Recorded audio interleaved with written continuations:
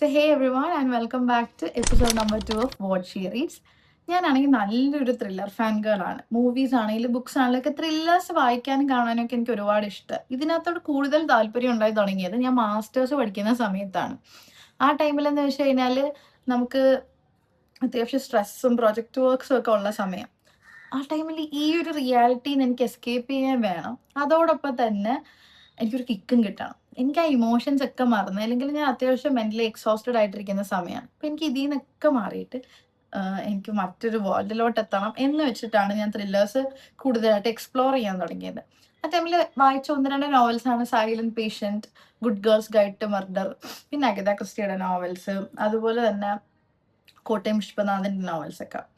ആ ജോണറൊക്കെ എക്സ്പ്ലോർ ചെയ്യാൻ തുടങ്ങിയപ്പോൾ എനിക്ക് ഭയങ്കര സന്തോഷം തോന്നി. കാരണം നമ്മൾ അതുവരെയും ത്രില്ലേഴ്സ് എന്ന് പറഞ്ഞറിയുന്ന കുറച്ച് നോവലുകളിൽ നിന്ന് കുറച്ച് കൂടുതൽ പുസ്തകങ്ങൾ കണ്ടുപിടിക്കാനും വായിക്കാൻ പറ്റിയില്ലേ പോലും പേരുകൾ അറിയാനും പിന്നീട് ഒരു വിഷ് ലിസ്റ്റ് അതിൽ നിന്ന് ക്രിയേറ്റ് ചെയ്യാനും ഒക്കെ എനിക്ക് സാധിച്ചിരുന്നു.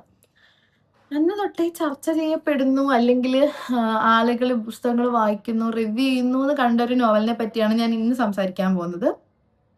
അപ്പൊ ഈ നോവലിന്റെ ഈ തീം ഓൾറെഡി ഡിസ്കസ് ചെയ്യപ്പെടുന്ന അല്ലെങ്കിൽ ഇതിൽ സിനിമകളും മറ്റും ഇറങ്ങിയിട്ടുള്ളതാണെങ്കിൽ പോലും വായിക്കുമ്പോൾ അങ്ങനെ നമുക്ക് അറിയുന്നതാണെന്നൊന്നും ഫീൽ ചെയ്യാത്ത തന്നെ ഒരു നോവലായിരുന്നു ഇത്. അപ്പം ഇത് 2023 24 ആ ടൈമിലാണ് ഞാൻ ത്രില്ലേഴ്സ് അല്ലെങ്കിൽ മാസ്റ്റേഴ്സ് ചെയ്തുകൊണ്ടിരുന്ന സമയം. ആ ടൈമിലാണ് ഞാൻ ത്രില്ലേഴ്സ് ഇങ്ങനെ വായിച്ചുകൊണ്ടിരുന്നെങ്കിൽ പോലും അത് കഴിഞ്ഞിട്ട് ഞാൻ പിന്നെയും ബ്രേക്ക് എടുത്ത് ബാക്കി ജോണേഴ്സിലേക്ക് എക്സ്പ്ലോർ ചെയ്യാൻ പോയി. അങ്ങനെ പിന്നെയും ഞാൻ വീണ്ടും ത്രില്ലേഴ്സ് വായിക്കാമെന്ന് പറഞ്ഞപ്പം എൻ്റെ ബെസ്റ്റ് ഫ്രണ്ട് ആയിട്ടുള്ള ഐശ്വര്യയാണ് എനിക്ക് സജസ്റ്റ് ചെയ്തത്, ഈ നോവൽ നീ വായിച്ചു നോക്കൂ, കാരണം നിനക്ക് ഇഷ്ടപ്പെടും. അവൾക്ക് വായിച്ചിട്ട് ഇഷ്ടമായതാണ്. നമ്മൾ കുറച്ച് നാളായെങ്കിൽ പോലും അവൾക്ക് അന്ന് നല്ല ഇഷ്ടമായ നോവലാണ്. സോ അതിനൊരു ട്രൈ കൊടുക്കൂന്ന് എന്നോട് പറഞ്ഞത്. അപ്പം ഞാനും കരുതി വൈ നോട്ട്, നമുക്ക് വായിക്കാമെന്ന്. അങ്ങനെ ആ ടൈമിൽ ഇത് ഡിസ്കസ് ചെയ്തതിൻ്റെ പുറത്ത് ഞങ്ങൾ ആലപ്പുഴയിലുള്ള മാതൃഭൂമിയിൽ പോയിട്ടാണ് ഈ നോവൽ എന്ത് ചെയ്തത്, പർച്ചേസ് ചെയ്തത്. അപ്പം ഇന്ന് ഞാൻ സംസാരിക്കാൻ പോകുന്നത് SK ഹരിനാഥിന്റെ കറുത്തച്ഛൻ എന്ന് പറയുന്ന നോവലാണ്. അപ്പൊ കറുത്തച്ഛനെ പറ്റി സംസാരിക്കുമ്പോൾ നമ്മൾ ഓൾറെഡി കറുത്തച്ഛൻ എന്ന പേരും ഇതിന്റെ പ്ലോട്ടും ഒക്കെ ആഡം ജോൺ പോലെയുള്ള മൂവികളിലൊക്കെ കണ്ടും അതിനെപ്പറ്റിയൊക്കെ ഡിസ്കസ് ചെയ്തും ഇടയ്ക്കിടയ്ക്കൊക്കെ റീൽസിലൊക്കെ കാണുന്നതാണ്.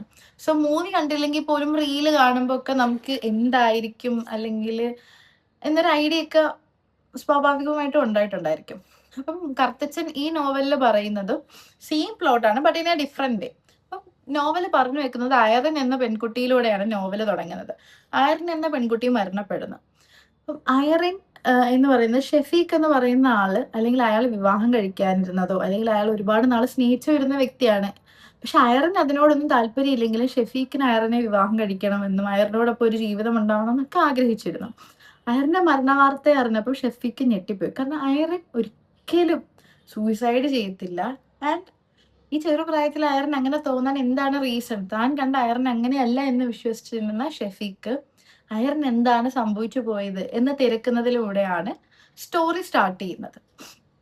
അയറിനെ അന്വേഷിച്ച് പോകുമ്പോഴാണ് ഷെഫീഖ് അയറിന്റെ മറ്റ് മുഖങ്ങൾ മനസ്സിലാക്കി തുടങ്ങുന്നത്. കാരണം അയറിൻ ഒരു ഏത്തിയസ്റ്റ്, വളരെ ബോൾഡ് ആണെങ്കിലും ഒരു ഏത്തിയസ്റ്റ് ആണ്. കൂടാതെ തന്നെയും അയറിൻ പ്രേതങ്ങളെയോ ഭൂതങ്ങളെയോ അതൊക്കെ നിലനിൽക്കുന്നു എന്ന് പറയുന്ന ഒന്നിനെയും വിശ്വസിക്കുന്നില്ല. അപ്പൊ അയറിൻ വിശ്വസിക്കാത്തത് മാത്രമല്ല, അയറിന് ആളുകളെ കാണിച്ചു കൊടുക്കണം ഈ കാര്യങ്ങളൊന്നും എക്സിസ്റ്റ് ചെയ്യുന്നില്ല, ഇങ്ങനത്തെ പാരനോർമൽ കാര്യങ്ങളൊന്നും എക്സിസ്റ്റ് ചെയ്യുന്നില്ല എന്ന് അയറിന് ആളുകളെയും കൂടെ വിശ്വസിപ്പിക്കണം. അതിന് വേണ്ടിയിട്ട് അയറിൻ എന്ത് ചെയ്തു, പ്രേതങ്ങൾ ഉണ്ടെന്ന് പറയുന്ന സ്ഥലങ്ങളിൽ വിസിറ്റ് ചെയ്യുകയും അവിടെ സ്റ്റേ ചെയ്യുകയും അവിടെ നിന്ന് കിട്ടുന്ന തൻ്റെ അനുഭവങ്ങളെ പുസ്തകമാക്കുകയും ചെയ്തു. അങ്ങനെ അയറിന്റെ ആദ്യത്തെ പുസ്തകം വളരെ ഹിറ്റ് ആവുകയായിരുന്നു. രണ്ടാമത്തെ പുസ്തകത്തിലാണ് മെയിനായിട്ട് അയറിന് ഇതിനെ പറ്റിയൊക്കെ ഡിസ്കസ് ചെയ്യുന്നത്. അപ്പൊ ആ സമയത്ത് സോമരാജൻ എന്ന് പറഞ്ഞ ഒരാളെ മീറ്റ് ചെയ്യുകയും അയാള് പറയുന്നതിന്റെ ഒരു വാശിയുടെ പുറത്താണ് അയറിൻ കറുത്തച്ഛൻ മേട്ടിലെത്തുന്നത്. അപ്പൊ അയറിൻ കറുത്തച്ഛൻ മേട്ടിലെത്തിയതിനു ശേഷം അയറിന് എന്തൊക്കെയോ സംഭവിക്കുകയും അത് മരണത്തിലെത്തിക്കുകയും ചെയ്യുന്നു എന്നാര് മനസ്സിലാക്കി? ഷെഫീഖ് മനസ്സിലാക്കി. അങ്ങനെ ഈ ഷെഫീഖ് എന്ത് ചെയ്യുന്നു, എന്താണ് കറുത്തച്ഛൻ മേട്, അവിടെ എത്തുന്ന മനുഷ്യർക്ക് എന്താണ് സംഭവിക്കുന്നത് എന്ന് അന്വേഷിച്ചു തുടങ്ങുകയും ഈ അന്വേഷണത്തിന്റെ പാതയിൽ ഒരുപാട് മനുഷ്യന്മാരെ മീറ്റ് ചെയ്യുകയും അവരും ഇതിന്റെ ഈ ഒരു ഇൻവെസ്റ്റിഗേഷന്റെ പാർട്ടാവുകയും ചെയ്യുന്നു.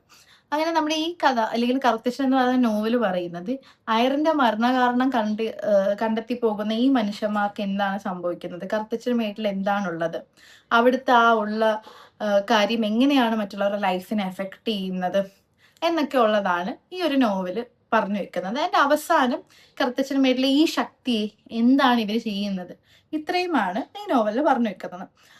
നല്ലപോലെ എഴുതിയ ഒരു നോവലാണെങ്കിൽ പോലും ചിലയിടങ്ങളിൽ എനിക്ക് ചെറിയൊരു ലാഗ് ഫീൽ ചെയ്തു. ആൻഡ് ഈ ലാഗൊക്കെ ഫീൽ ചെയ്യുന്നത് പേഴ്സൺ ടു പേഴ്സൺ എക്സ്പീരിയൻസ് ആയതുകൊണ്ട് തന്നെ വളരെ വലിയ കാര്യമായിട്ടൊന്നും ഞാൻ എടുത്ത് പറയുന്നൊന്നുമില്ല. ചെറിയൊരു കാര്യം മാത്രമാണ്. ചിലപ്പോൾ എനിക്ക് പേഴ്സണലി ഫീൽ ചെയ്തതായിരിക്കാം, എൻ്റെ ഫ്രണ്ടിന് അതോ തീരെ ഫീൽ ചെയ്തിട്ടില്ലായിരുന്നു. That depends upon the person. Next thing, എനിക്ക് വളരെ വിഷമം തോന്നിയ കാര്യം ഇതൊന്നുമല്ല, റീഡിങ് എക്സ്പീരിയൻസ് ഒന്നുമല്ല, സോറി, ഈ പുസ്തകത്തിൻ്റെ കാര്യമൊന്നുമല്ല. അത് ഇതാണ്, ഞാൻ വായിച്ചു തുടങ്ങിയ ഒരു 2ാമത്തെ ദിവസം തന്നെ ഇത് പുസ്തകം ഇളകി വരാൻ തുടങ്ങി. എനിക്കറിയത്തില്ല, ഇത് പബ്ലിഷ് ചെയ്തത് ഐ ഗസ് ഗ്രീൻ ബുക്സ് ആണ്. നോർമലി എനിക്ക് അങ്ങനെ ഒരു എക്സ്പീരിയൻസ് ഉണ്ടായിട്ടില്ല. പഴയ പുസ്തകങ്ങൾ അല്ലെങ്കിൽ സെക്കൻഡ് ഹാൻഡ് കോപ്പീസ് എന്നൊക്കെ ഉണ്ടെങ്കിലും ഞാൻ ഫ്രഷ് ആയിട്ട് പർച്ചേസ് ചെയ്ത നോവലാണ്. അപ്പോൾ എനിക്കത് ഭയങ്കര വിഷമം ഉണ്ടാക്കി. കാരണം എനിക്ക് പിന്നെ എൻ്റെ ശ്രദ്ധ മൊത്തം ഇത് എനിക്ക് എവിടെ മിസ്സാവോ, അല്ലെങ്കിൽ ഈ പോർഷൻ കാണാതെ പോയി കഴിഞ്ഞാൽ ഞാൻ എന്ത് ചെയ്യും, അങ്ങനെയുള്ള കാര്യങ്ങളിലേക്ക് എൻ്റെ കോൺസെൻട്രേഷൻ ചുരുങ്ങാൻ തുടങ്ങിയതായിട്ട് വായനയുടെ ഇടയ്ക്ക് എനിക്ക് ഫീൽ ചെയ്യാൻ തുടങ്ങി. സോ ഇങ്ങനെയുള്ള പ്രിന്റിങ് പ്രശ്നങ്ങൾ അല്ലെങ്കിൽ ബുക്കിൻ്റെ പ്രശ്നങ്ങളൊക്കെ ആക്ച്വലി നമ്മുടെ റീഡിങ് എക്സ്പീരിയൻസിനെ എഫക്റ്റ് ചെയ്യും എന്നുള്ളതാണ് വാസ്തവം. പിന്നെ അത് കഴിഞ്ഞിട്ട് എനിക്ക് വളരെ ഇഷ്ടപ്പെട്ട അല്ലെങ്കിൽ കുറച്ച് എൻജോയ് ചെയ്ത് വായിക്കാൻ പറ്റിയ ആയിരുന്നു കറുത്തച്ഛൻ. ഞാൻ 1-2 റിവ്യൂ ഒക്കെ കറുത്തച്ഛൻ്റെ പിന്നീട് വായിച്ചതിന് ശേഷം കണ്ടിരുന്നു. കുറച്ച് എന്താണ്, നോവലിന് ഹൈപ്പ് ഉണ്ടെങ്കിൽ പോലും പേടിക്കാൻ അത്രയ്ക്കില്ല എന്നുള്ളത് ശരിക്കും വാസ്തവമായിട്ട് എനിക്ക് അങ്ങനെ ഫീൽ ചെയ്തു.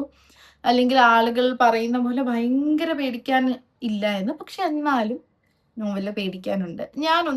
എനിക്ക് 1-2 ഇടങ്ങളിൽ ആ ഒരു ഇമോഷൻ ഉണ്ടാവുകയൊക്കെ ചെയ്തിരുന്നു. പക്ഷെ എന്നാൽ പോലും ത്രൂ ഔട്ട് നമ്മൾ പേടിക്കും എന്ന് വിചാരിച്ചിരിക്കേണ്ട. ബട്ട് എന്നും പറഞ്ഞ് ഇതിൻ്റെ ഒരു കോണ്ടന്റ് ഭയങ്കരമായിട്ട് പേടിപ്പിക്കുക എന്നതിനപ്പുറം നമ്മളെ ആ ഒരു കറുത്തച്ഛൻ മേട്ടിൽ കൊണ്ടെത്തിക്കുകയും അവിടെ നിൽക്കുന്ന ആ ഒരു എക്സിസ്റ്റ് ചെയ്യുന്ന കാര്യത്തിൻ്റെ ഒരു ശക്തി എന്താണെന്ന് മനസ്സിലാക്കി തരികയും എന്നിട്ട് ഇതിനൊരു സെക്കൻഡ് പാർട്ട് അല്ലെങ്കിൽ ഈ ഓഥർ ഇനി ഇതിനെ ബേസ് ചെയ്ത് അടുത്ത ഒരു പുസ്തകം എഴുതുന്നു എന്നാണ് ഞാൻ വിശ്വസിക്കുന്നത്. കാരണം അവസാനം പുസ്തകം അങ്ങനെയാണ് പറഞ്ഞു വെക്കുന്നത്. So that's A brilliant thing എന്നാണ് എനിക്ക് ഫീൽ ചെയ്തത്. നമ്മളെ വെറുതെ ഇതിലിട്ട് പേടിപ്പിച്ചിട്ട് പക്ഷെ ഇതിനെ ഒരു കാര്യം ഇല്ലാതാക്കിയിട്ട് അവസാനിപ്പിക്കുന്നതിലും ബെറ്റർ ഇങ്ങനെ പതിയെ സ്റ്റോറി ബിൽഡ് ചെയ്ത് നമുക്ക് അടുത്തതിനേക്ക് ഒരു എക്സൈറ്റ്മെന്റ് കൊണ്ട് വെക്കുന്നുണ്ടോ, അതാണ് I feel it as A brilliant thing. അപ്പം എനിക്ക് ഭയങ്കര ഇഷ്ടമായിരുന്നു കറുത്തച്ഛൻ നോവല്. ഈ പറഞ്ഞ പോലെ 1-2 പ്രശ്നങ്ങൾ ഫീൽ ചെയ്തെങ്കിൽ പോലും ഇറ്റ്സ് വർത്ത് റീഡിങ് ശരിക്കും പറഞ്ഞു കഴിഞ്ഞാൽ. കാരണം ഈ ഒരു ജോണർ എക്സ്പ്ലോർ ചെയ്യാൻ ഇഷ്ടമുള്ള ഒരു പേഴ്സൺ ആയതുകൊണ്ടും അതിനപ്പുറം തന്നെ ഇതിൻ്റെ ഒരു റൈറ്റിംഗ് സ്റ്റൈലാണെങ്കിലും വളരെ കഷ്ടപ്പെട്ടൊന്നും വായിക്കേണ്ട നോവലൊന്നും അല്ല. നോർമലായിട്ട് നമ്മുടെ സംസാര ഭാഷയിലൂടെ പോകുന്ന, എന്നാൽ ഒരാളുടെ പെർസ്പെക്റ്റീവിൽ കൂടെ തന്നെയല്ല നോവൽ മൂവ് ചെയ്യുന്നത്. ഷഫീഖിന് പിന്നെ നോഷി എന്ന് പറയുന്ന ഒരു ക്യാരക്ടർ വരുന്നുണ്ട്. പിന്നെ ഒരുപാട് ക്യാരക്ടേഴ്സിലൂടെയാണ് സ്റ്റോറി പറഞ്ഞു പോകുന്നത്. വളരെ നന്നായിട്ട് എഴുതിയിട്ടുള്ള, എന്നാൽ പോലും നല്ലപോലെ ബിൽഡ് ചെയ്തെടുത്ത കുറേ ക്യാരക്ടേഴ്സ്, നല്ലപോലെ ബിൽഡ് ചെയ്തെടുത്ത സിറ്റുവേഷൻസ് ഒക്കെ ഈ നോവലിൽ ഒരുപാട് എടുത്തുണ്ട്. നമുക്ക് തോന്നുക കൊള്ളാലോ എന്നൊക്കെ ഫീൽ ചെയ്യുന്ന ഒരുപാട് സ്ഥലങ്ങളിൽ ഈ നോവലിലുണ്ട്. And that's something brilliant. അപ്പം ഇതാണ് എനിക്ക് കറുത്തച്ഛൻ എന്ന് പറയുന്ന നോവലിനെ ഫീൽ ചെയ്ത കാര്യങ്ങൾ. സോ നമുക്ക് നെക്സ്റ്റ് വീഡിയോയിൽ നെക്സ്റ്റ് ഒരു ബുക്കായിട്ട് കാണാം. So by.